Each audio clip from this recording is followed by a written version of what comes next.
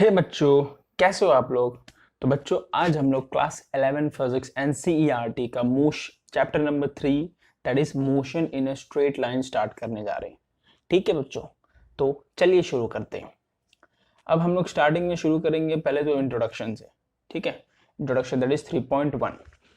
तो बच्चों, इसका पहले हम लोग इंट्रोडक्शन देख लेते हैं। बेसिकली ये क्या है, क्या होता है इसमें, और ये क्या है। मतलब चैप्टर का नाम है, पहले उसको हम लोग समझते हैं। तो बच्चों, मोशन मोशन का मतलब पहले हम लोग समझते हैं। तो मोशन में क्या होगा, सपोज बच्चों आपका एक ये बॉडी है, ये एक बॉडी है, और ये बॉडी एक पोजीशन पर है, कहीं ना कहीं पे रखा हुआ है। ठीक है, कहीं ना कहीं पे है वो, तो वो एक पोजीशन पर है। ठीक है, अब क्या हो बच्चों, उस बॉडी ने अपना पोजीशन को चेंज कर दिया with respect to time. Time के हिसाब से, टाइम जैसे जैसे बढ़ा वैसे उसने जो बॉडी है उसका पोजीशन, उसने अपना पोजीशन चेंज कर दिया, वो यहाँ पे आ गया। तो बच्चों, अभी ये जो पोजीशन है, इसका क्या पोजीशन चेंज हुआ, हाँ हो गया। किसके हिसाब से हुआ, विद रिस्पेक्ट टू टाइम हुआ। तो आपका इसको ही हम लोग क्या बोलेंगे, मोशन में बॉडी। जब भी आपका बॉडी का पोजीशन चेंज होता है विद रिस्पेक्ट टू टाइम, उस चीज को हम लोग बोलते हैं, वो बॉडी जो है वो आपका मोशन में रहेगा। ठीक है, ये समझा, ये बॉडी आपका मोशन में। अब इन स्ट्रेट लाइन की बात की जाए, इन स्ट्रेट लाइन मतलब वो बॉडी किसी भी एक एक्सिस पे चल रही है। हम लोग क्या बोल सकते हैं, लेट्स से वो एक्स एक्सिस पे चल रही है।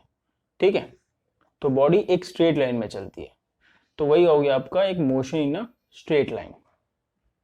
अब बच्चों, यहाँ पे क्या होता है कि एक टर्म आता है इस चैप्टर का दूसरा, इसको हम लोग बोलते हैं काइनामेटिक्स भी बोलते हैं। इसको हम लोग क्या बोलते हैं, काइनामेटिक्स। अब देखो, अब बच्चों क्या होता है कि ये बॉडी यहां से यहां पे आया, बॉडी मूव हुआ। अब बॉडी ये जो मूव हुआ उसका कॉज क्या था, व्हाट वाज दिस कॉज, कि जो बॉडी यहां से वो यहां पे आ गया, उसका क्या कॉज था। तो इसका कॉज पता करने के लिए बच्चों हम लोग चैप्टर नंबर 5 पढ़ेंगे, that is laws of motion. इसका कॉज क्या है, ये क्यों मूव हुआ बॉडी। ठीक है, अब हम लोग बात करते हैं काइनामेटिक्स। इस चैप्टर का दूसरा नाम है काइनामेटिक्स। काइनामेटिक्स मतलब क्या, बॉडी आपका मोशन में है ना, मोशन में। तो ये बॉडी जो मोशन में है, उसका मैथमेटिकल फॉर्म्स क्या आएंगे, जैसे आपका इसका डिस्प्लेसमेंट आएगा, वेलोसिटी आएगा, एक्सेलरेशन आएगा, इसके सारे मैथमेटिकल फॉर्म आएंगे। ठीक है, तो जो भी इसके मैथमेटिकल फॉर्म आएंगे, बॉडी जो मोशन में है, उसको हम लोग बोलेंगे काइनेमैटिक्स। ये समझा बच्चों, तो ये आपका इंट्रोडक्शन था। अब एक और चीज, बॉडी आपका स्ट्रेट मोशन में है, स्ट्रेट लाइन में है, तो उसको हम लोग बोलते हैं लीनियर मोशन। ठीक है बच्चों, और उसका जो दूसरा नाम है, जो स्ट्रेट चलता है बॉडी, उसका दूसरा नाम क्या रहेगा, रेक्टिलीनियर मोशन। रेक्टिलीनियर मोशन, इसको हम लोग रेक्टिलीनियर मोशन भी बोलते हैं। ठीक है, तो याद रहेगा। ओके, तो रेक्टिलीनियर मोशन कभी भी आया तो कंफ्यूज मत हो ना कौन सा मोशन है, ये लीनियर मोशन है, स्ट्रेट मोशन ही है।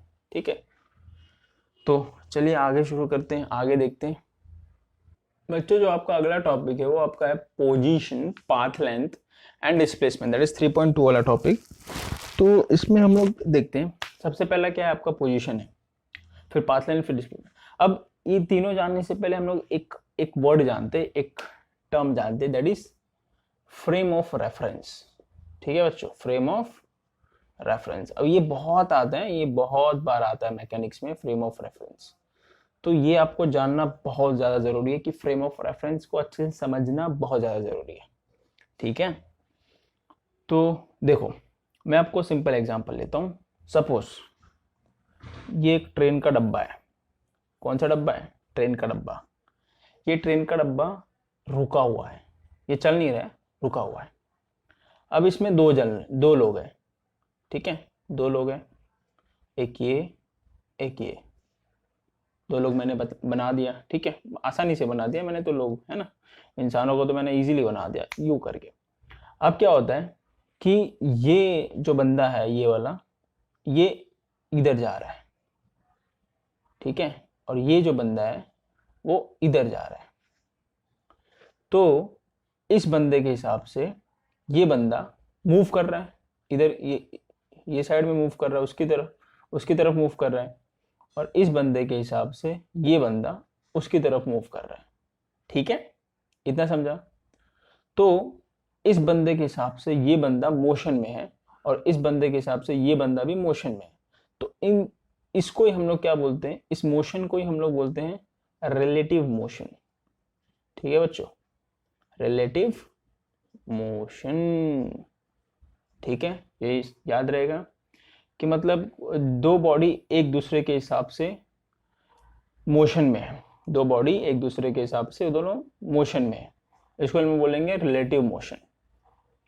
अब बच्चों क्या होता है कि ये जो रिलेटिव मोशन हो रहा है वो कहाँ हो रहा है, वो एक डब्बे में हो रहा है। ठीक है, अब एक बात बताओ, क्या इस बंदे के हिसाब से ये डब्बा फिक्स है कि मूव कर रहा है? ये डब्बे के अंदर की मैं बात कर रहा हूँ, इस बंदे के हिसाब से फिक्स है, और इस बंदे के हिसाब से ये डब्बा फिक्स है कि मूव कर रहा है? फिक्स ही है ना, डब्बे के अंदर है, ये लोग ट्रेन के डब्बे के अंदर है और ट्रेन रुका हुआ है फिलहाल। ठीक है, फिक्स है ना, ये इतना समझा? सिर्फ ये दोनों आपस में मूव करते हुए दिख रहे हैं, बट डब्बा तो उधर ही का उधर ही फिक्स है ना यार, इन दोनों के हिसाब से फिक्स है। तो बच्चों कभी भी हम जो ऑब्जर्वर होता है, ये दोनों यहाँ पे ऑब्जर्वर है, ठीक है, अगर इस ऑब्जर्वर जो भी ऑब्जर्वर होता है बच्चों, ऑब्जर्वर के हिसाब से अगर कोई भी फ्रेम फिक्स रहता है, कोई भी फ्रेम फिक्स रहता है, तो उस फ्रेम को हम लोग बोलते हैं फ्रेम ऑफ रेफरेंस। ठीक है, फ्रेम ऑफ रेफरेंस, ये समझा बच्चों? मतलब एक फ्रेम ऑफ रेफरेंस है जिसके अंदर मोशन हो रहे हैं, you can say relative motion हो रहे हैं। इतना समझा फ्रेम ऑफ रेफरेंस? ये मैंने एक एग्जांपल दिया, एक और एग्जांपल मैं लेता हूं, ये समझ गया ना बच्चों, ये वाला एग्जांपल? ठीक है, अब मैं दूसरा एग्जांपल लेता हूं जो कि आपके टेक्स्ट बुक में दिया हुआ है एग्जांपल। ठीक है, एनसीईआरटी के टेक्स्ट बुक में दिया हुआ है। तो बच्चों मैं दूसरा एग्जांपल लेने जा रहा हूं। दूसरा एग्जांपल क्या है कि सपोज ये एक ग्राउंड है या road, you can say ground है, समझ लो। ठीक है, एक गाड़ी कैसे बनाते हैं यार, गाड़ी में बना देता हूँ। ठीक है, कैसे भी गाड़ी बना रहा हूँ, आप समझ लेना कि वो गाड़ी ही है। ठीक है, हाँ ये गाड़ी है। ठीक है, ये ग्राउंड है। अब यहाँ पे एक बंदा खड़ा है, यहाँ पे एक बंदा खड़ा है, और इस गाड़ी के अंदर ये ले लो भाई, चलो इसका, अरे यार कैसा बना दिया है, गाड़ी बनाने नहीं आता है। ठीक है, अब इस गाड़ी के अंदर एक बंदा बैठा हुआ है, बैठ के वो गाड़ी चला रहा है। ठीक है, गाड़ी चला रहा है, उसका टायर पे उस पे टायर पे बोल रहा हूँ यार, स्टेयरिंग पे वो, हाँ हैंडल जो भी है वो गाड़ी चला रहा है। ठीक है, सो अभी देखो बच्चों, यहाँ पे ये जो गाड़ी है वो आगे की तरफ जा रहा है। ठीक है, अब यहाँ पे देखो, क्या इस बंदे के हिसाब से ये गाड़ी और ये जो बंदा है यहाँ पे, ये दोनों ही मोशन में है ना? ये तो बात समझ में आता है। तो अभी इस बंदे के हिसाब से अगर मैं इस ऑब्जर्वर की बात करूं तो इसके लिए फिक्स क्या है? इसके लिए फिक्स ये ग्राउंड है ना, ये ग्राउंड मूव नहीं कर रहा है, बल्कि इसके लिए ये गाड़ी और ये बंदा मूव कर रहे हैं आगे। तो इसके हिसाब से ये गाड़ी और ये बंदा मोशन में, और फिक्स क्या है? ये ग्राउंड फिक्स है। तो इसके हिसाब से, ये बंदे के हिसाब से जो इसका जो फ्रेम ऑफ रेफरेंस रहेगा वो क्या रहेगा? ग्राउंड रहेगा। ठीक है बच्चों, ये किसके लिए रहेगा? इस बंदे के लिए रहेगा फ्रेम ऑफ रेफरेंस। अब मैं इस बंदे की बात करता हूं जो गाड़ी के अंदर बैठा है। तो जो गाड़ी के अंदर बैठा है उसके लिए क्या गाड़ी मूव कर रही है? वो तो गाड़ी के अंदर है ना यार, उसके लिए ये ग्राउंड और ये बंदा पीछे की तरफ मूव कर रहे हैं। अगर उसकी मैं बात करूं तो उसके हिसाब से ये बंदा और ये जो ग्राउंड है वो पीछे की तरफ मूव कर रहा है, मतलब उसके हिसाब से जो गाड़ी है, ये जो गाड़ी के अंदर जो बैठा है वो फिक्स है। ठीक है, तो इस बंदे के हिसाब से जो फ्रेम ऑफ रेफरेंस हुआ वो ये गाड़ी होगा, तो इस बंदे के हिसाब से फ्रेम ऑफ रेफरेंस क्या होगा, ये गाड़ी, फ्रेम ऑफ रेफरेंस। ठीक है बच्चों, ये समझ गया। फ्रेम ऑफ रेफरेंस डिपेंड करता है आपका क्या कौन से कंडीशन में। ठीक है, तो इस बंदे के हिसाब से ये ग्राउंड और ये ग्राउंड जो है आपका और ये बंदा मूव कर रहे हैं। ठीक है, और ये दोनों ही हम लोग रिलेटिव मोशन में बोलेंगे। इसके हिसाब से ये मूव कर रहा है, इसके ये बंदे के हिसाब से ये मूव कर रहा है, तो इसको हम लोग रिलेटिव मोशन में बोलेंगे। ठीक है, अब मैंने बोला था कि एक फ्रेम ऑफ रेफरेंस में होता है रिलेटिव मोशन, तो यहाँ पे आप फ्रेम ऑफ रेफरेंस क्या ले सकते हो कि ये पूरा एक अर्थ है, अर्थ यू कैन सी अर्थ, तो यहाँ पे आपका अर्थ फ्रेम ऑफ रेफरेंस हो जाएगा, है ना। इसके हिसाब से अगर देखा जाए तो फ्रेम ऑफ रेफरेंस आप मेन फ्रेम ऑफ रेफरेंस क्या लोगे यहाँ पे इन दोनों के हिसाब से, क्योंकि ये दोनों रिलेटिव मोशन में, तो आपका अर्थ आपका फ्रेम ऑफ रेफरेंस आ जाएगा। क्योंकि सबसे जो मेन आपका क्या बोल सकते हैं, मेन रेफरेंस जो होता है फ्रेम ऑफ रेफरेंस, हम लोग अर्थ को ही लेते हैं। अगर बाहर किसी को कंडीशन, जैसे ऐसे कैसे कंडीशन, ऐसा आप कंडीशन लेते हो ना, तो अगर रिलेटिव मोशन आप लेते हो तो उसके हिसाब से फ्रेम ऑफ रेफरेंस अर्थ आ जाएगा। ठीक है, इतना समझा। तो ये कंसेप्ट था बच्चों फ्रेम ऑफ रेफरेंस का। ठीक है, अभी हम लोग आते हैं position, path length and displacement पे। ओके, तो बच्चों पहले हम लोग पोजीशन देखते हैं क्या होता है। ठीक है, अब क्या होता है कि कोई भी जो आपका एक घर का कोना ले लो, घर का कोना, एक घर पता है ना घर, उसका एक कोना ले लो, एक कॉर्नर।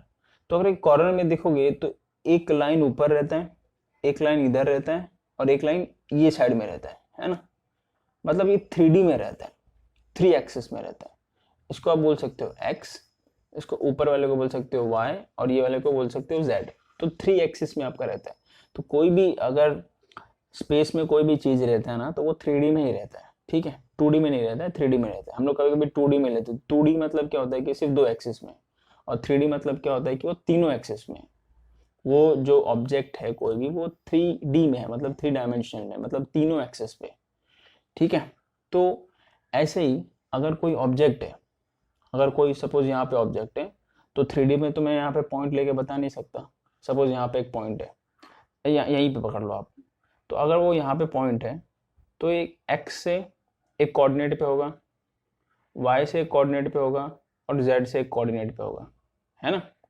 तो सपोज मैं उस पॉइंट को मैं यही इधर ही ले लेता हूँ, तो वो एक्स से एक सपोज 5 कोऑर्डिनेट पे रहेगा, सॉरी वाई से 5 कोऑर्डिनेट पे रहेगा, एक्स से 3 कोऑर्डिनेट पे रहेगा, और जेड यहाँ पे जो मैंने बताया था पॉइंट, तो जेड से वो, ये जेड का कितना आप कुछ भी ले सकते हो, 4 कोऑर्डिनेट पे रहेगा। तो ये पॉइंट जो है आपका, वो उसका जो पोजीशन है, वो कौन बताएगा, एक्स कोऑर्डिनेट, वाई कोऑर्डिनेट और जेड कोऑर्डिनेट। ठीक है, तो जो कोई भी ऑब्जेक्ट का पोजीशन क्या बताता है, ये 3 एक्सिस बताता है, X Y Z axis. With reference उसका क्या लेते हैं, किसके रेफरेंस में लेंगे हम लोग, इसके रेफरेंस में ये ओरिजिन रहेगा, ओरिजिन के रेफरेंस में रहेगा। ठीक है, इसको हम लोग रेफरेंस पॉइंट भी बोलते हैं। इसको हम लोग रेफरेंस लेके, मतलब इसको अगर रेफरेंस लेते हैं तो ये 3 होगा, ये 5 होगा, ये 4 होगा, अगर इसको रेफरेंस लिया तो। ठीक है, क्या पता रेफरेंस कहीं और भी रहेगा, लेकिन मैं रेफरेंस इसको ले रहा हूँ, मतलब ओरिजिन 0 इसको ले रहा हूँ। ठीक है, तो ये हो गया आपका रेफरेंस पॉइंट। ठीक है बच्चों, तो रेफरेंस पॉइंट के हिसाब से ये जो कोऑर्डिनेट है एक्स वाई जेड, ये कोऑर्डिनेट मुझे बताएगा कि ये पोजीशन, ऑब्जेक्ट का पोजीशन कहाँ पर है। ठीक है, तो ये हो गया आपका पोजीशन ऑफ द ऑब्जेक्ट। इतना समझा बच्चों। ठीक है, तो अभी हम लोग आते हैं आपका next topic, that is path length. Position समझ में आ गया। पोजीशन क्या होता है कि एक रेफरेंस पॉइंट के हिसाब से कोई भी ऑब्जेक्ट का पोजीशन एक्स वाई जेड के कोऑर्डिनेट में हमें मालूम पड़ता है। ठीक है, ये हो गया आपका पोजीशन ऑफ द ऑब्जेक्ट। अब हम लोग नेक्स्ट पे आते हैं पाथ लेंथ। अब बच्चों आपका ये टॉपिक हो गया पोजीशन। अब हम लोग पाथ लेंथ पे आते हैं, अगला टॉपिक पाथ लेंथ। तो इसके लिए पाथ लेंथ, अब देखो जो पाथ लेंथ होता है उसको हम लोग डिस्टेंस भी बोलते हैं बच्चों। ठीक है, वो याद रखना, हम लोग क्या बोलते हैं, डिस्टेंस भी बोलते हैं। ठीक है, मैं इधर ही डिफ्रेंशिएट कर देता हूँ, वो ज़्यादा अच्छा रहेगा। ये हो गया आपका डिस्प्लेसमेंट। दूसरा मैं ले लेता हूँ displacement. Okay, path length, displacement. तो एक क्या करता हूँ, डिस्प्लेसमेंट के लिए थोड़ा ज़्यादा जगह चाहिए मुझे, तो मैं यहाँ पे एक लाइन बना देता हूँ। एक लाइन बना दिया मैंने, ठीक है। ये लाइन सपोज ये 0 है, ये रहेगा 40, ये रहेगा 80, 4 4 जाए 4 3 जा 12, 120। चलो 120 लेता हूँ, ज़्यादा लेने की ज़रूरत नहीं, इतने में समझ में आ जाएगा। अब देखो बच्चों, ये पॉइंट आपका ओरिजिन है, ठीक है। ये पॉइंट आपका मैं लेता हूँ, लेट से ओ ले लिया मैंने, ये क्यू लेता हूँ, और ये चीज़ मैं पी लेता हूँ, ठीक है। तो देखो अभी पाथ लेंथ को मैं डिस्टेंस भी बोलता हूँ बच्चों, ये याद रखना, बहुत इंपॉर्टेंट चीज़ है। पाथ लेंथ को मेरा दूसरा क्या नाम है मेरा, उसको हम डिस्टेंस भी बोलते हैं, और ये चीज़ होता है डिस्प्लेसमेंट। तो डिस्टेंस बेसिकली अगर मैं बात करूँ तो जो पाथ लेंथ होता है वो होता है एक्चुअल पाथ कवर्ड होते हैं। एक्चुअल मतलब जो पाथ आप चल रहे हो। अब जैसे मैं बात करूँ, अगर कोई बॉडी है वो ओ से, पॉइंट ओ से, इसको हम लोग 0 भी है, पॉइंट ओ से स्टार्ट हुआ और वो पी पे आया, तो मेरा पाथ लेंथ कितना हो गया, पाथ लेंथ कितना हो गया बताओ, +120 है ना, +120, क्योंकि ये सब प्लस में, +120। अब वो जो बॉडी यहाँ से यहाँ पे गया, अब वो रिटर्न यहाँ से पॉइंट क्यू पे आया, तो कितना हो जाएगा, इन दोनों के बीच का गैप कितना है, 40 है ना, 40 गैप है, तो +40 दैट विल बी 160, +160, ठीक है, ये समझा। तो मेरा पाथ लेंथ क्या हुआ कि यहाँ से यहाँ पे गया, वो भी डिस्टेंस मैंने लिया, और यहाँ से वो, यहाँ से मतलब मैं ऐसा घूम के नहीं आ रहा हूँ, मैं उसी पे आ रहा हूँ, उसी उसी के ऊपर आ रहा हूँ, उसी के ऊपर आया यहाँ पे, उसी के ऊपर रिटर्न यहाँ पे आया। तो मैंने टोटल डिस्टेंस लिया, कितना लिया मेरा, यहाँ से यहाँ पे आया, फिर यहाँ से यहाँ पे आया, टोटल डिस्टेंस मेरा 160 हो गया। मतलब पाथ लेंथ मुझे क्या बताता है कि वो आपका actual actual covered distance, actual covered distance, ठीक है। तो ये मेरा बच्चों पाथ लेंथ बताता है, ठीक है। ये आपका हो गया पाथ लेंथ, और यू कैन से डिस्टेंस। अब मैं डिस्प्लेसमेंट की बात करता हूँ, ठीक है, डिस्प्लेसमेंट की बात करता हूँ। अभी यहाँ डिस्प्लेसमेंट में क्या होता है, डिस्प्लेसमेंट हमेशा याद रखना बच्चों, जो डिस्प्लेसमेंट होता है, मैं उसको डीसी ले रहा हूँ, डिस्प्लेसमेंट होता है, वो होता है चेंज इन पोजीशन, ठीक है, चेंज इन पोजीशन। अब चेंज इन पोजीशन हम लोग हमेशा किससे दिखाते हैं, किससे दिखाते हैं, फाइनल पोजीशन, जिसको हम x2 बोलते हैं, minus initial position, final position minus initial position, जिसको हम लोग क्या लिखते हैं, डेल्टा x। अब डेल्टा x, ये जो चीज है डेल्टा, ये रिप्रेजेंट क्या करता है कि जो आपका पोजीशन है उसमें चेंजेस हुआ है, ये मुझे ये बताता है, जो डेल्टा है ना वो वही बताता है कि पोजीशन में चेंज, मतलब बेसिकली चेंजेस बताते हैं, ठीक है। तो ये फाइनल पोजीशन x2 को हम लोग फाइनल पोजीशन बोलेंगे, माइनस इनिशियल पोजीशन, ये आपका डिस्प्लेसमेंट होता है। और अब फाइनल पोजीशन कौन से टाइम पे क्या रहेगा, टाइम t2 पे क्या रहेगा ना, और इनिशियल पोजीशन एक टाइम t1 पे क्या रहेगा, तो final position at a time t2 minus initial position at a time t1, ठीक है। तो ये आपका डिस्प्लेसमेंट होता है। डिस्प्लेसमेंट बेसिकली क्या होता है, delta x, that is final minus initial, हमेशा फाइनल माइनस इनिशियल ही रहेगा, ठीक है, हमेशा क्या होगा, फाइनल माइनस इनिशियल पोजीशन। अब बच्चों इसमें क्या होता है कि यहाँ पे देखो, अगर मेरा x2 is greater then x1, अगर मैं इसकी बात करूं, x2 अगर ग्रेटर है x1 से, तो मेरा जो डिस्प्लेसमेंट होगा वो प्लस में रहेगा, है ना। अगर ये बड़ा रहेगा इससे, तो बेसिकली जो टोटल आएगा वो मेरा प्लस में ही रहेगा। लेकिन अगर x1 बड़ा रहा तो x2 से अगर ये बड़ा है इससे, तो छोटा माइनस बड़ा करोगे तो माइनस में आएगा आंसर, ठीक है। हाँ, तो डिस्प्लेसमेंट आपका प्लस माइनस में आता है, क्योंकि मुझे चेंज इन पोजीशन बताता है, final position minus initial position बताता है, ठीक है। तो अब क्या होता है बच्चों, जो ये, अब मैं डिस्टेंस पे आता हूँ। पहले डिस्टेंस जो है, डिस्टेंस वो मुझे सिर्फ एक्चुअल डिस्टेंस कवर बताता है, वो मुझे डायरेक्शन नहीं बताता कि कौन से डायरेक्शन में गया, ठीक है। मतलब इसको मैं क्या बोलूँगा कि ये जो डिस्टेंस है वो है आपका स्केलर क्वांटिटी, ये कौन सा क्वांटिटी है? Scalar quantity. अब ये स्केलर क्वांटिटी क्या होता है? जो सिर्फ वैल्यू बताता है। सिर्फ क्या बताता है? वैल्यू एक बताता है, एक नंबर बताता है। मतलब उसका कोई डायरेक्शन नहीं बताएगा कि वो ये साइड में जा रहा है, मतलब वो प्लस एक्सिस पे जा रहा है। ये आप इसको आप एक्स एक्सिस पकड़ कर चलो, ठीक है। तो ये क्या, एक मिनट है, रफ हो गया ये। तो जो डिस्टेंस है मुझे ये नहीं बताएगा कि वो मेरा प्लस एक्सिस पे जा रहा है या माइनस एक्सिस पे जा रहा है, ठीक है। ये साइड पॉजिटिव है, ये साइड नेगेटिव है। तो डिस्टेंस मुझे ये बिल्कुल नहीं बताया कि वो प्लस एक्सिस की तरफ जा रहा है या वो माइनस एक्सिस की तरफ जा रहा है। वो डिस्टेंस मुझे नहीं बताएगा, ठीक है। वो सिर्फ मुझे वैल्यू बताएगा। सिर्फ ये जो नंबर्स है ना, 40 हो गया, प्लस 120, प्लस 80, प्लस 120, या प्लस अगर रिटर्न आया तो प्लस 160, वो रिटर्न यहाँ तक आया तो प्लस, यहाँ तो 160 था, यहाँ तो आया तो 200 है ना, यहाँ तक आया तो 240 है ना। अगर यहाँ से यहाँ पे गया फिर वहाँ से यहाँ तक आया तो टोटल डिस्टेंस कितना हो जाएगा? 240 में डिस्टेंस की बात किया, 240 होगा। अब उसमें जो डायरेक्शन से लेना देना नहीं है, ठीक है। बट डायरेक्शन से आपको इसमें लेना देना है, डिस्प्लेसमेंट में। तो जो डिस्प्लेसमेंट होता है वो आपका होता है वेक्टर क्वांटिटी, ठीक है बच्चों। कौन सा क्वांटिटी होता है? वेक्टर क्वांटिटी, जो कि मुझे मैग्नीट्यूड तो बताता ही है, एक वैल्यू मतलब एक नंबर बताता ही है, प्लस डायरेक्शन बताता है, ठीक है।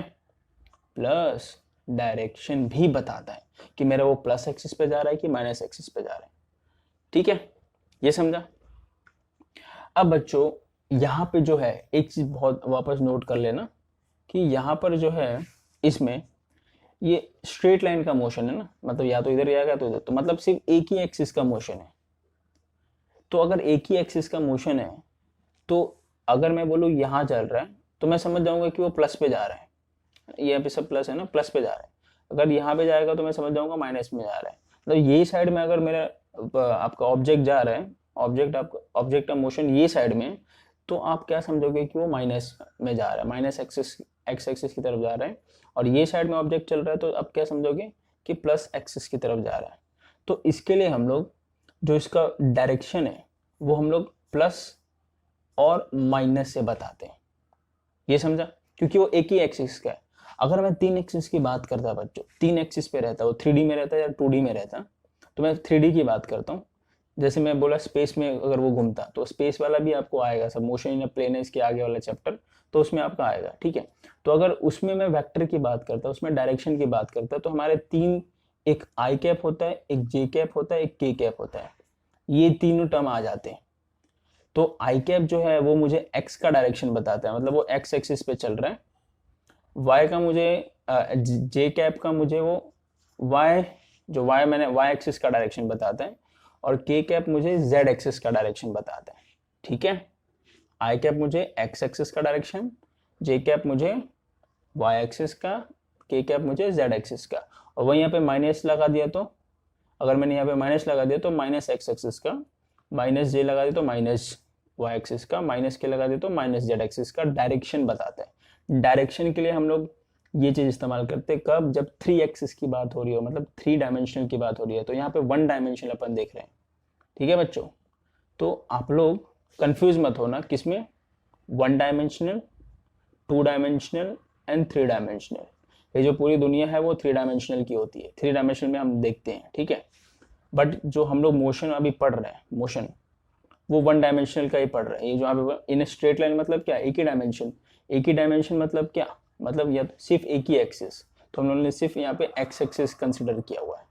2 डायमेंशन मतलब कोई भी 2 एक्सिस आ जाएगा, या तो एक्स वाई आएगा, या तो वाई जेड आएगा, या तो एक्स जेड भी आ सकते हैं। तो ये 2 डायमेंशन हो गया। 2 डायमेंशन मतलब कोई भी 2 एक्सिस पे चल रहा है, कोई भी 2 एक्सिस पे। और 3 डायमेंशन आ गया मतलब बच्चों क्या होगा कि एक्स वाई जेड तीनों एक्सिस से हमको कंसिडर करना है उस ऑब्जेक्ट को, ठीक है। तो ये मैं तीनों एक्सिस से बताया, ये हम लोग डायरेक्शन के लिए हम लोग ये यूज करते हैं।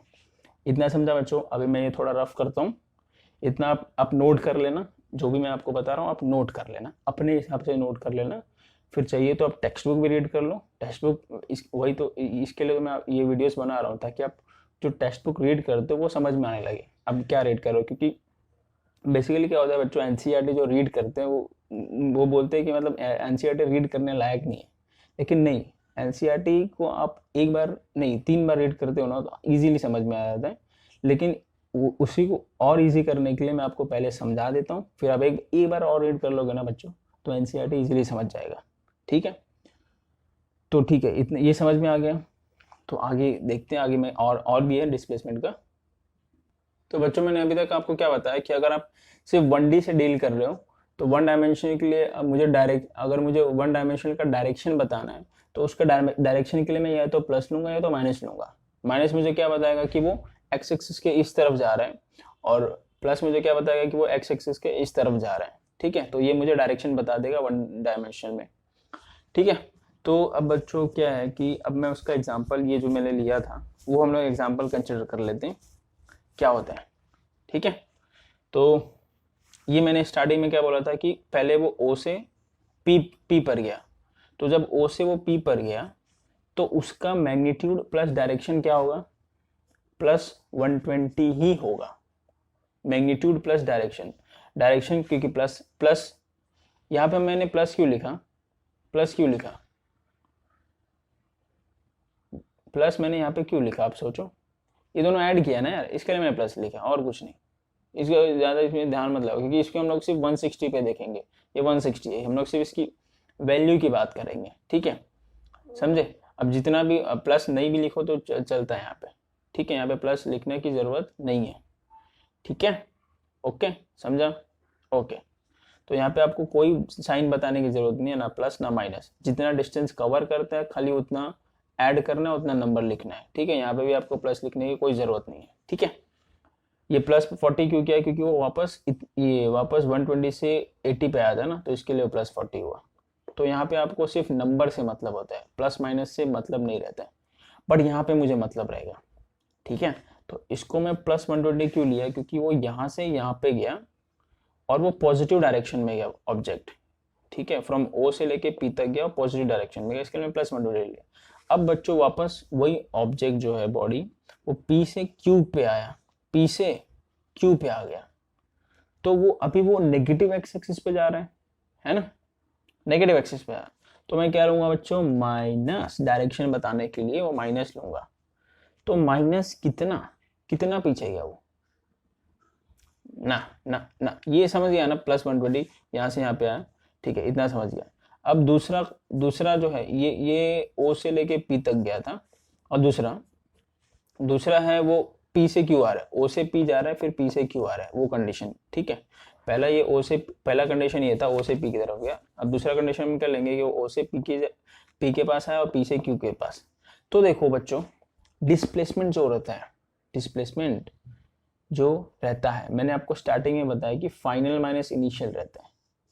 ठीक है, तो इसमें यहां से यहाँ पे आया और यहां से यहाँ पे आया, तो इसमें फाइनल कौन सा है फाइनल, पहले वो यहाँ से यहाँ पे आया और वो यहाँ से यहाँ पे आया, तो इसमें फाइनल कौन सा है, can you explaining which is the final, कौन सा फाइनल है बताओ। इसमें फाइनल 80 है। ठीक है, फाइनल इसमें 80 है, और इसमें इनिशियल कौन सा है, लगाओ दिमाग लगाओ यार, इनिशियल कौन सा है। तो बच्चों देखो ध्यान से, तो इनिशियल आपका यहाँ पे 0 रहेगा। अगर मैं टोटल डिस्टेंस की बात करूं, यहाँ से यहाँ पे आया फिर यहाँ से यहाँ पे आया, तो अगर मैं टोटल डिस्टेंस की बात करूं तो स्टार्ट तो यहीं से हुआ था ना, है, तो 80 माइनस 0 होगा, दैट इज 80 होगा, प्लस 80 होगा। ठीक है, सॉरी, प्लस 80 माइनस 0 प्लस 80। तो ये मैंने कौन सा कंडीशन लिया, जब ओ से पी पे गया फिर रिटर्न किस पे आया, रिटर्न क्यू पे आया, ओ से पी पे गया और रिटर्न क्यू पे आया, तो ये मैं इसके लिए कंडीशन लिया।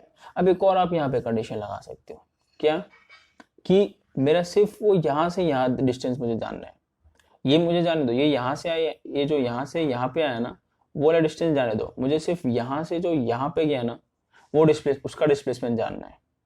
तो उसका डिस्प्लेसमेंट जानने के लिए आप रेफरेंस पॉइंट आप 0 को ही कंसिडर करोगे। ठीक है, तो मेरा यहाँ पे इनिशियल तो ये रहेगा, यहाँ पे फाइनल ये रहेगा। मैं सिर्फ यहाँ से यहाँ की बात कर रहा हूँ, ये पूरा डिस्टेंस की बात नहीं कर रहा हूँ, मतलब ओ से पी पे की तरफ गया, ओ से पी पे गया और पी से क्यू पे आया, ये मैं पूरे की बात नहीं कर रहा हूँ, पूरे पे तो यही आएगा।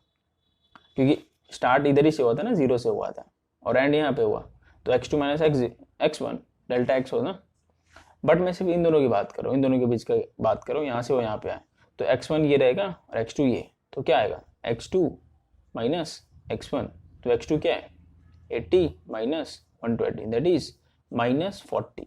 तो ये -40 मुझे क्या बताता है, ये जो डायरेक्शन है किधर जा रहा है, वो नेगेटिव एक्स एक्सिस पे जा रहा है। ये -40 मुझे ये बताया कि वो नेगेटिव एक्स एक्सिस पे जा रहा है, समझे ये मुझे ये माइनस मुझे ये बताएगा। तो बस यही है डिस्प्लेसमेंट। अब डिस्प्लेसमेंट और डिस्टेंस का मेन ये समझा ना डिस्प्लेसमेंट क्या होता है, ठीक है समझ गया। और साइन बताने के लिए कि डायरेक्शन बताने के लिए हम लोग प्लस और माइनस यूज करते हैं, ये याद रखना, ठीक है ओके। अब एक बेसिक डिफरेंस आपको मैं बता देता हूँ डिस्टेंस और डिस्प्लेसमेंट का। तो ये आपको आप चाहिए तो आप कॉपी कर सकते हो, ठीक है अपने बुक में, जैसा भी आपको समझा वैसे ही आप अपनी ओन वर्ड्स में कॉपी करो। क्योंकि कैसा होता है बच्चों, अगर आप अपनी ओन वर्ड्स में लिखते हो ना चीज़ें, तो आपको वो चीज़ें समझ आती है। मतलब अगर आपको समझा हुआ है चीज़ें तो आप ओन वर्ड्स में भी लिख सकते हो। समझ गया मैं क्या बोलना चाहता हूँ, कि अगर आप वो चीज़ें समझे हुए हो, माफ़ करना वापस बोलने के लिए, सॉरी फॉर रिपीटिंग द एक ही चीज़, ठीक है। तो अगर आपको समझा हुआ है, ठीक है, कोई भी चीज़, तो आप अगर ओन वर्ड्स में भी उसको लिख सकते हो। ये समझ में आ गया मैं क्या बोला, ओके। तो चलो आगे बढ़ते हैं। अब दोनों का मैं डिफरेंस बता देता हूँ, सिंपल डिस्टेंस और डिस्प्लेसमेंट का। तो बच्चों डिस्टेंस और डिस्प्लेसमेंट में पाथ लेंथ का मतलब डिस्टेंस होता है, याद रखना। तो दोनों में फर्क क्या है बच्चों, सपोज अगर मेरा कोई ऑब्जेक्ट है, वो यहां से लेके यहाँ पे मोशन किया, ठीक है, यहां से लेके वो यहाँ पे चला, ये ऐसा गया, वो रास्ता आपका ऐसा है। रास्ते होते हैं ना काफी ऐसे टेढ़े मेढ़े मेढ़े, वो सीधा रास्ता भी तो हो सकता था ना, लेकिन वो ऐसा रास्ता है ना। कोई कोई रास्ते होते हैं मतलब कोई टेढ़े मेढ़े करके जाते हैं, वो सीधा भी तो हो सकता था। तो वैसे ही सपोज एक टेढ़ा रास्ता है, वो ऐसे गया है, कर्व शेप में गया, यू शेप में गया। तो यहाँ पे जो डिस्टेंस होगा, यहाँ पे जो डिस्टेंस होगा वो ये पूरा होगा, क्योंकि मैंने बताया वो पाथ लेंथ होता है। जो भी पाथ कवर किया ना, ये आपका डिस्टेंस होगा, ये आपका डिस्टेंस होगा, क्योंकि ये पूरा पाथ इन्होंने बताया ना, पाथ लेंथ मतलब ये जो भी पाथ कवर करेगा ना, ये पूरा डिस्टेंस होगा। अब डिस्प्लेसमेंट क्या होता है, डिस्प्लेसमेंट हमेशा शॉर्टेस्ट डिस्टेंस होता है, याद रखना। मतलब यहाँ से लेके यहाँ तक फाइनल तक शॉर्टेस्ट डिस्टेंस आपका ये रहेगा, तो ये चीज आपका डिस्प्लेसमेंट रहेगा, ठीक है बच्चों, ये चीज आपका डिस्प्लेसमेंट रहेगा ओके। तो इससे मुझे क्या मालूम पड़ता है कि डिस्टेंस, अब देखो एक और एग्जांपल लेता हूं। आपका एक ऑब्जेक्ट यहां से लेके यहां तक गया, यहां से यहां गया, तो डिस्टेंस और डिस्प्लेसमेंट यहाँ पे दोनों इक्वल है ना। यहां से मैं बोला यहाँ पे यहां तक गया, तो डिस्टेंस और यहाँ पे डिस्प्लेसमेंट दोनों इक्वल है। बट यहाँ पे क्या डिस्टेंस बड़ा है, distance is greater then displacement. तो इससे मैं क्या कंक्लूड कर सकता हूँ कि जो आपका डिस्टेंस रहता है, जो आपका डिस्टेंस रहता है वो हमेशा ग्रेटर रहता है या इक्वल रहता है किसके, डिस्प्लेसमेंट के, ठीक है ये याद रहेगा। डिस्टेंस जो रहेगा वो हमेशा ग्रेटर रहेगा या इक्वल रहेगा डिस्प्लेसमेंट के। ये दो कंडीशन से मुझे यही मालूम पड़ता है। तो ये चीज बहुत नोट करने वाली चीज है, ठीक है, very important note, very important note. Distance always greater than और इक्वल टू डिस्प्लेसमेंट, ठीक है बच्चों। यू कैन से यहाँ पे एक मैग्नीट्यूड लगाना है, क्योंकि इन दोनों का क्या, हम डायरेक्शन की तो बात नहीं करते, डिस्प्लेसमेंट का आप डायरेक्शन की बात नहीं कर रहे हैं यहाँ पे, तो मैग्नीट्यूड लगा देना, मैग्नीट्यूड ऑफ डिस्प्लेसमेंट, मैग्नीट्यूड, किसी हम वैल्यू की बात करते हैं ना, तो magnitude of distance is greater than equal to magnitude of displacement. और डिस्टेंस में सिर्फ मैग्नीट्यूड ही होता है, ठीक है। तो यहाँ पे मैग्नीट्यूड नहीं लगाओगे तो भी चलेगा, यहाँ पे मैग्नीट्यूड लगा देना इसके पास, क्योंकि इसके पास डायरेक्शन भी रहता है। तो आप क्या बोल सकते हो, distance is greater than equal to magnitude of displacement, ठीक है। क्योंकि ये तो स्केलर क्वांटिटी मैंने पहले बताया, ये वेक्टर क्वांटिटी है, तो यहाँ पे दोनों आता है, मैग्नीट्यूड और डायरेक्शन। तो वेरी नोट पॉइंट आप लिख लेना। अब आगे देखते हैं इसमें क्या है, ठीक है बच्चों। अब बच्चों एक और मैं आपको एग्जांपल बताता हूँ कि सपोज ऑब्जेक्ट यहाँ से आया, यहाँ से स्टार्ट हुआ, पूरा ऐसा ऐसा राउंड मार के राउंड मारा और सर यहाँ पे आके वापस रुक गया। ठीक है, कोई भी आप ही समझ लो, ऐसा खाड़ी पे गोल गोल ग्राउंड होता है, अब राउंड मार रहे हो तो यहाँ से आए वापस यहाँ पे आ गए, तो यहाँ पे डिस्टेंस क्या होगा, ये डिस्टेंस पूरा यहाँ से जो यहाँ पे ये जो पूरा सर्कल है ना, डिस्टेंस आपका वो डिस्टेंस रहेगा। तो ये आपका डिस्टेंस बेसिकली क्या हो जाएगा, 2πr, सर्कमफ्रेंस पता है ना, सर्कमफ्रेंस ऑफ सर्कल।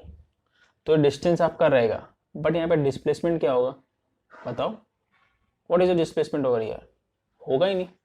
यहाँ पे जो डिस्प्लेसमेंट होगा वो आपका जीरो रहेगा, डिस्प्लेसमेंट विल बी जीरो, क्योंकि यहाँ पे शॉर्टेस्ट डिस्टेंस है ही नहीं, और जहाँ से स्टार्ट हुआ था वहीं पे आके रुक गया, तो there is no shortest distance, तो डिस्प्लेसमेंट यहाँ पे जीरो होगा।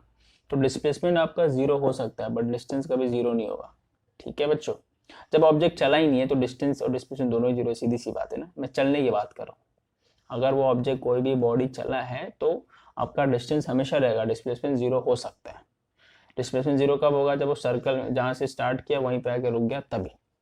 ठीक है, तो ये भी आप अपने अपने जैसा आप मतलब ऐसे लिखते हैं ना, जैसे आप खुद से लिखते हैं, वैसे ही आप नोट अगर आप कर रहे हो तो खुद के पॉइंट में लिख देना। आप हिंदी में लिखो, इंग्लिश में लिखो, कैसे भी लिखो, अगर आपको समझा है तो आप लिख सकते हो। ये याद रखना, अगर आपको समझा है ये चीज़ें कंसेप्ट तो आप खुद से लिख सकते हो। ठीक है बच्चों, हमारा टॉपिक 3.2 ही अभी कंटिन्यू चल रहा है। तो बच्चों दो चीज़ होता है, दो टाइप के मोशन होते हैं, याद रखना। एक होता है यूनिफॉर्म मोशन, दूसरा होता है नॉन यूनिफॉर्म मोशन।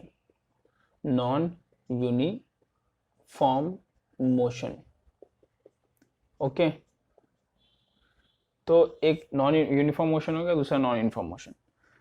ठीक है, अब देखो यूनिफॉर्म मोशन क्या होता है। यूनिफॉर्म आपका वो मोशन होता है, सपोज एक बॉडी है, चल रहा है मोशन में, एक बॉडी है, कोई भी इंसान है, कुछ भी है, बॉडी है, वो चल रहा है मोशन में। बॉडी मतलब ऑब्जेक्ट, मतलब बॉडी मतलब आप समझ सकते हो कि कोई भी बॉडी, इंसान का बॉडी, ट्रेन, कार वार, जो सब सब आ गया बॉडी में। ठीक है, तो एक बॉडी है, चल रहा है, वो यहाँ से यहाँ तक मोशन में है वो। अब जबकि वो मोशन में है तो वो टाइम के हिसाब से उस अपना पोजीशन चेंज कर रहा है, तभी तो मोशन में है ना। स्टार्टिंग में बताया था मोशन का डेफिनेशन, टाइम के हिसाब से अपना पोजीशन चेंज करेगा तो मोशन में। अब यूनिफॉर्म मोशन यहाँ पे क्या होगा बच्चों, कि ये जो बॉडी है इक्वल डिस्टेंस कवर करेगा इक्वल इंटरवल ऑफ टाइम में, इसको हम यूनिफॉर्म मोशन बोलते हैं। इसका मतलब क्या, कि डिस्टेंस जो रहेगा वो 2 मीटर कवर कर रहा है, टाइम जो रहेगा वो 2 सेकेंड ले लेते हैं, तो इक्वल डिस्टेंस को कवर करेगा। मतलब जो अगली बार होगा, अगला सेकंड होगा, सपोज अगला 2 सेकंड होगा, उसमें भी वो 2 मीटर ही कवर करेगा। फिर अगला 2 सेकंड जो रहेगा उसमें भी वो 2 मीटर ही कवर करेगा। फिर अगला जो 2 सेकंड रहेगा उसमें भी 2 मीटर ही कवर करेगा। तो इसका मतलब क्या है, कि वो इक्वल डिस्टेंस कवर कर रहा है इक्वल इंटरवल ऑफ टाइम में। हर 2 सेकंड में वो 2 मीटर ही कवर कर रहा है, हर 2 सेकंड में वो 2 मीटर ही चल रहा है या 2 मीटर ही कवर कर रहा है। तो इसको हम बोलते हैं यूनिफॉर्म मोशन। समझा आपको, समझा हाँ ना, समझ गया, मतलब अब मैं समझ गया कि आपको समझ गया। ठीक है, अब नॉन यूनिफॉर्म मोशन की बात करते हैं।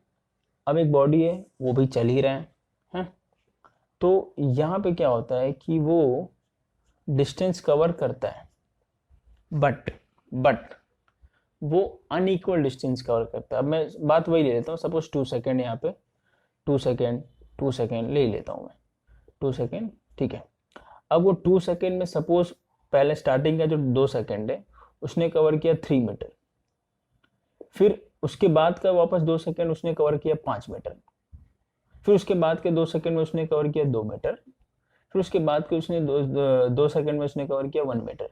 इसका मतलब क्या है, कि वो हर 2 सेकेंड में, हर इक्वल इंटरवल ऑफ टाइम में वो अनइक्वल डिस्टेंस कवर कर रहा है। मतलब जो डिस्टेंस है वो सारे इक्वल नहीं है, वो सारे अलग अलग है। हर 2-2 सेकेंड में उसका जो डिस्टेंस है वो चेंज हो रहा है। तो ये होगा आपका नॉन यूनिफॉर्म मोशन। ठीक है बच्चों, समझ गया। तो इंग्लिश में उसको हम कैसे डेफिनेशन देते हैं, कि object covers equal distance in equal interval of time, और इसको हम इंग्लिश में कैसे नॉन यूनिफॉर्म को करेंगे डेफिनेशन इसका। Object cover unequal distance in equal interval of time, you can say, और अनइक्वल इंटरवल ऑफ टाइम भी चलेगा। ठीक है, अब ये जरूरी नहीं है कि 2 सेकेंड ही नहीं, यू कैन से अनइक्वल, मतलब ये 1 सेकेंड हो सकता है, ये भी 2 सेकेंड हो सकता है, ये 1 सेकेंड हो सकता है, ये 3 सेकेंड हो सकता है, नहीं ऐसा भी हो सकता है। ठीक है, तो अनइक्वल इंटरवल ऑफ टाइम भी यहाँ पे हो सकता है। ठीक है, तो ये आपका नॉन यूनिफॉर्म मोशन हो गया। तो ये बेसिक हो गया आपका uniform motion and non uniform motion का अंतर। अब बच्चों क्या होता है कि ग्राफ है, ग्राफ आता है, मैं इसमें आपको बता देता हूँ ग्राफ। तो uniform motion non uniform motion तो समझ गया। अब आता है पोजीशन टाइम। पोजीशन टाइम मतलब you can say displacement time का ग्राफ आता है। Graph it is very important. आपको ज़्यादातर ये जो चैप्टर में है ना, ग्राफ इज वेरी इंपॉर्टेंट, और ग्राफ ही ज़्यादा पूछते हैं। ठीक है, और ग्राफ ज़्यादा इंपॉर्टेंट भी है कि समझना है कैसे उसको। तो आपके जो टेक्स्ट बुक में है यहाँ पे 3 ग्राफ दिया हुआ है। मैं इस ग्राफ की बात कर रहा हूँ। देखो बच्चों, ये जो ग्राफ है आपके, ये तीनों ग्राफ है ना, ये मैं तीनों ग्राफ की बात कर रहा हूँ। ठीक है, तो ये तीनों ग्राफ मैं आपको बताता हूँ क्या है ये तीनों ग्राफ। और ये तीनों ग्राफ वही डिस्प्लेसमेंट टाइम के ऊपर है। तो displacement time you can say position time graph भी बोल सकते हैं इसको। ठीक है, पोजीशन टाइम ग्राफ, तो पोजीशन टाइम ग्राफ है, 3 ग्राफ है यहाँ पे। अब देखो बच्चों, इसमें पहला ग्राफ ये ऐसा कुछ दिया हुआ है, ये x है और ये t है, मतलब x एक्सिस पे आपका t है, y एक्सिस पे आपका पोजीशन है। ठीक है, तो सपोज टाइम t मतलब टाइम, 1 सेकेंड ले लो, 2 सेकेंड ले लो, 3 सेकेंड ले लो, 4 सेकेंड ले लो, 45 दिख रहे हैं, 4 सेकेंड ले लो। ठीक है, यहाँ पे ले लो 1 मीटर पोजीशन, 1 मीटर पे, 2 मीटर पे ले, 3 मीटर पे है, 4 मीटर पे, पोजीशन की बात कर रहा हूँ। तो जो पहला वाला जो ग्राफ है आपके, जो पहला टेक्स्ट बुक में जो फर्स्ट ग्राफ है ये वाला, इसकी मैं बात कर रहा हूँ। तो इसमें आपका क्या है कि स्ट्रेट लाइन है एक। इसका मतलब क्या है कि देखो, टाइम ग्राफ के हिसाब से देखो, ग्राफ आप ध्यान से देखना कैसे। टाइम आपका 1 सेकेंड हो गया, लेकिन जो पोजीशन है, पोजीशन 3 मीटर ही है। टाइम आपका 2 सेकेंड हो गया, लेकिन पोजीशन है इसके ऊपर का देखो ना, पोजीशन वो 3 मीटर ही है। टाइम आपका 3 सेकंड होगा, लेकिन जो पोजीशन है वो किस पे, 3 मीटर पे ही है। अरे बाप रे, फिर 4 सेकंड हो गया, टाइम किधर है, 3 मीटर पे ही है। इसका मतलब मुझे क्या मालूम पड़ रहा है, ये जो ऑब्जेक्ट है, ये जो भी ऑब्जेक्ट है जिसका मैंने ग्राफ यहाँ पे बनाया है, वो आपका रेस्ट पर है। ये समझ गया, मतलब वो मोशन में है ही नहीं। और जो भी ऑब्जेक्ट का मैंने ग्राफ बनाया है वो मोशन में नहीं है, वो एक ही जगह पर है। टाइम मेरा बढ़ते जा रहा है। अब जैसे मैं मार ये ढक्कन बोलो यहीं पर है, टाइम मेरा बढ़ जाए तो उधर ही रहेगा ना, जो भी मीटर पे मैंने रखा है, 3 मीटर पे रखा है तो 3 मीटर पे रहेगा। टाइम आपका 1 सेकंड 2 सेकंड 3 सेकंड हो रहा है, लेकिन वो वहीं पर है। तो ये ग्राफ मेरा वो डिनोट करता है। ठीक है, अब जो दूसरा ग्राफ इसमें दिया है बच्चों, वो आपका अभी मैंने ऊपर जो बताया, ऊपर क्या बताया, ये एक्स हो गया, ये टी हो गया। ऊपर ये यूनिफॉर्म मोशन की मैंने बात किया ना, ये हम लोग यूनिफॉर्म मोशन का ग्राफ बना रहे हैं। ठीक है, और यहाँ पे हम लोग नॉन यूनिफॉर्म मोशन का ग्राफ बनाएंगे। ठीक है, ये लाइन था दोनों के बीच में। ठीक है, वही मैंने मारा। तो देखो बच्चे, अब यहाँ पे वही ले लेता हूँ मैं, 1 second 2 second 3 second 4 second 5 second 1 metre, ये 0 होता है हमेशा यहाँ पे। ठीक है, 2 मीटर 3 मीटर 4 मीटर 5 मीटर। देखो जो दूसरा ग्राफ है वो ऐसा एक स्ट्रेट लाइन है, एक स्ट्रेट लाइन दिख रहा है ना। ये मुझे क्या बोलता है, ये यूनिफॉर्म मोशन की बात कर रहा है, पहले ही बता रहा हूँ यूनिफॉर्म मोशन की बात कर रहा है ये ग्राफ। तो ये मुझे बोलता है कि मेरा जो पहला सेकंड है उसमें 1 मीटर कवर किया।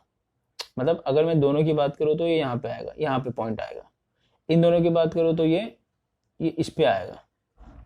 ये जो पॉइंट है ना, ये पॉइंट, ये इसका कोऑर्डिनेट्स अब पता है ना, कोऑर्डिनेट्स कैसे निकालते हैं, एक्स कॉमा वाई। तो इसका मतलब 2 सेकेंड कॉमा 2 मीटर है इस पॉइंट पे, इस पॉइंट पे। ठीक है, तो ये आपको अब होता है पॉइंट। और इसकी बात करो तो ये यहाँ पर है, 3 सेकेंड पे वो 3 मीटर पे, 4 सेकेंड पे वो 4 मीटर पे, 5 सेकेंड पे वो 5 मीटर पे। तो बच्चों इसका मतलब मुझे क्या समझ में आ रहा है, इन दोनों के बीच में टाइम इंटरवल कितना है, 1 सेकेंड। इन दोनों के बीच में डिस्टेंस का डिफरेंस कितना है, 1 मीटर। फिर इन दोनों के बीच में टाइम इंटरवल 1 सेकेंड, फिर वो ये देखो आप, इन दोनों के बीच में टाइम अपना डिस्टेंस 1 मीटर, मतलब वो हर 1 सेकेंड में 1 मीटर कवर कर रहा है। जैसे यहाँ पे बोला था हर 2 सेकंड में वो 2 मीटर कवर कर रहा है, हर 2 सेकंड में 2 मीटर, तो यहाँ पे भी वही हो रहा है, वो हर 1 सेकंड में 1 मीटर कवर कर रहा है। फिर ये वाला 1 सेकंड में ये 1 मीटर कवर किया, फिर ये वाला 1 सेकंड में इसका जो ग्राफ देखो ये 1 मीटर कवर किया, फिर 1 सेकंड में ये 1 मीटर कवर किया, तो वो हर 1 सेकंड में 1 मीटर कवर कर रहा है। तो ये यूनिफॉर्म मोशन का ग्राफ है बच्चों। तो यहाँ पे जो भी ऑब्जेक्ट चल रहा है, वो ऐसे चल रहा है, ये तो दिख रहा है ना, यूनिफॉर्म मोशन में चल रहा है। मतलब आप बोल सकते हो कि एक गाड़ी चल रही है, वो एक सेम स्पीड में चल रही है, उसका स्पीड चेंज नहीं हो रहा है, यू कैन से ऐसे एक स्पीड रख दिया, वो उसी स्पीड में चल रहा है। जैसे आप क्लॉक बोल सकते हो, क्लॉक वो सर्कुलर स्पीड में रहता है ना, वो जो क्लॉक रहता है, वो आपका हर 60 सेकेंड में 1 मिनट होता है ना, हर 60 सेकेंड में 1 मिनट होता है, हर 60 मिनट में 1 आवर होता है। मतलब उसका ऐसा नहीं कि 58 सेकेंड में 1 मिनट हो जाएगा, कभी 50 सेकेंड में 1 मिनट हो जाएगा, ऐसा तो नहीं होता है ना। हर 60 सेकेंड में 1 मिनट होता है, हर 60 मिनट में 1 आवर होता है, ठीक है। तो वो आपका यूनिफॉर्म सर्कुलर मोशन होता है। एक्चुअली वो सर्कल में रहता है ना मोशन, क्लॉक घड़ी की मैं बात कर रहा हूँ, लेकिन ये स्ट्रेट लाइन की मैं बात कर रहा हूँ। तो ये यूनिफॉर्म मोशन, ये समझा, ये यूनिफॉर्म मोशन ग्राफ है। अब हम लोग नॉन यूनिफॉर्म मोशन पे आते हैं। तो बच्चों नॉन यूनिफॉर्म मोशन का कुछ ग्राफ ऐसा है कि ऐसा है, देख लो ऐसा है। तो वही मैं यहाँ पे बोल लेता हूँ 1 second, 2 second, 3 second, 4 second, 5 second, ये हो गया 1 metre, 2 metre, 3 metre, 4 metre, 5 metre, ठीक है। आपका उसमें कुछ ऐसा कुछ दिया है, मैं ऐसे कुछ दिया है ग्राफ, ठीक है। ये स्ट्रेट लाइन तो नहीं दिया है लोगों ने, थोड़ा सुला के दिया है लोगों ने, ठीक है। ऐसा कुछ ग्राफ दिया है। तो 1 सेकंड पे वो कहाँ पर है आपका ऑब्जेक्ट, 0 पर है। 1 सेकंड में जो ऑब्जेक्ट है उसका डिस्टेंस किधर है, इसी लाइन पर है ना, 0 पर है। ऑब्जेक्ट आपका उधर ही है 1 सेकंड पे, तो 0 बोलेंगे उसको। दूसरे सेकंड में वो 1 मीटर पे है, मतलब ये पॉइंट रहेगा ना, तो दूसरे सेकंड में वो 1 मीटर पे है ऑब्जेक्ट, जो भी ऑब्जेक्ट ये चल रहा है, ये ऑब्जेक्ट की बात कर रहा हूँ मैं, ये बॉडी ऑब्जेक्ट कुछ भी बोलो। तीसरे सेकंड में वो 1 और 2 के बीच में है, ठीक है। मतलब पहले सेकंड में तो 0 पे था, गैप कितना है 1 सेकंड का, 1 सेकंड में वो 1 मीटर चला, ठीक है। अब ये भी गैप 1 सेकंड का ही है, बट ये 1 सेकंड में ये तो आधा मीटर ही चला है ना, अगला 1 सेकंड में वो आधा मीटर चला। तो वही मैंने बोला था 2 सेकंड में वो 3 मीटर चलता है, तो जरूरी नहीं अगला सेकंड में वो ज़्यादा भी मीटर चल सकता है, वो कम मीटर भी चल सकता है। फिर अगला 1 सेकंड में वो कहाँ गया, ये ऐसे ले लो 3 मीटर पे आ गया, ठीक है। मतलब ये 1.5 मीटर चलते हैं अब तो उसने 1.5 मीटर चल रही है, ये 1.5 था तो ये 1.5 मीटर हो गया। मतलब अगला जो सेकंड रहेगा 1 सेकंड, उसमें जो गैप रहेगा वो 1.5 मीटर चल लिया। मतलब देखो ये 1 सेकंड में उसने 1 मीटर चला, बट अगले 1 सेकंड में वो 0.5 मीटर ही चल रहा है, फिर उसके अगले 1 सेकंड में वो 1.5 मीटर चल रहा है। आप समझ रहे हो, पहले 1 सेकंड में उसने कितना मीटर चला, 1 मीटर चला, फिर उसके अगले 1 सेकंड में वो 0.5 मीटर चला, फिर उसके अगले 1 सेकंड में वो 1.5 मीटर चला। तो ये क्या है, ये नॉन यूनिफॉर्म मोशन है। तो हर इक्वल टाइम में वो अनइक्वल डिस्टेंस कवर कर रहा है, इक्वल डिस्टेंस कवर नहीं कर रहा है, तो इसको हम लोग बोलेंगे नॉन यूनिफॉर्म मोशन। तो ये जो तीसरा ग्राफ है बच्चों, ये थर्ड वाला, ये नॉन यूनिफॉर्म मोशन का ग्राफ है। ये यूनिफॉर्म मोशन का ग्राफ है और ये रेस्ट पर है ऑब्जेक्ट जो भी बॉडी है वो रेस्ट पर है। ये समझ गया, ठीक है। आगे देखते हैं अभी। तो बच्चों आपका ये जो अगला टॉपिक है average velocity and average speed, ये हम लोग नेक्स्ट वीडियो में देखते हैं, ठीक है। Average velocity and average speed से हम लोग नेक्स्ट वीडियो में देखेंगे, ओके।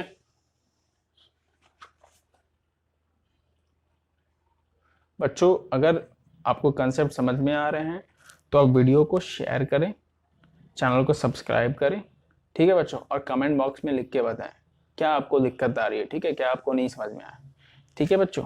तो चलो गुड बाय।